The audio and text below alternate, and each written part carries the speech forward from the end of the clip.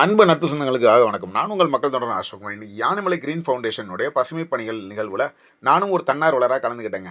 இதில் ஒரு முக்கியமான சந்தோஷமான நிகழ்வு என்னன்னு கேட்டிங்கன்னா, ஐயா ராஜமாணிக்கம் ஐஏஎஸ் ஐயா அவர்கள் நடவு செய்த மரத்தினை இன்று பராமரிக்கும் பணி நடைபெற்றது.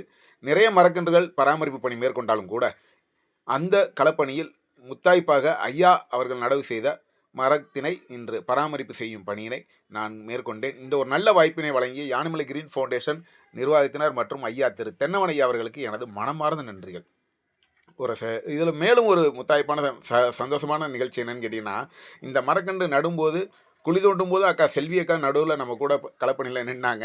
இன்று அந்த மரத்தினை பராமரிப்பு செய்யும் பணி மேற்கொள்ளும் போது செல்வி அக்கா நம்ம கூட இருந்தாங்க.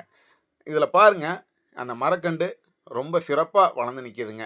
அதை இன்றைக்கி களப்பணி செய்து அதனை பராமரிக்கும் பணியை நமக்காக இந்த களப்பணியில் மேலும் ஒரு வாய்ப்பினை நமக்கு வழங்கினாங்க. அதைத்தான் இப்போ நான் செஞ்சுக்கிட்டு இருக்கிறத இப்போ நீங்கள் பார்த்துக்கிட்டு இருக்கீங்க.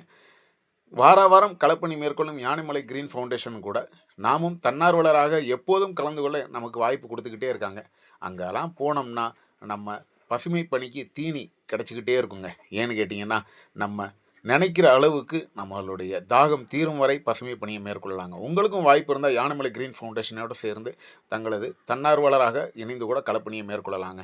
அந்த அடிப்படையில் இன்றைக்கி ஐஏஎஸ் ஐயா அவர்களினுடைய கரங்களெல்லாம் நடவு செய்த மரத்தினை பராமரிக்க நல்வாய்ப்பினை வழங்கிய யானைமலை கிரீன் ஃபவுண்டேஷன் மற்றும் நிர்வாகிகள் மற்றும் நல்ல உள்ளங்களுக்கு எனது மனமார்ந்த நன்றிகள். மனிதன் வாழ்வது கொஞ்ச காலம். இந்த மண்ணுக்கும் மனிதனுக்கும் பயனுற்று வாழ்வோம். மரங்களை நேசிப்போம், மரங்களை நடுவோம்.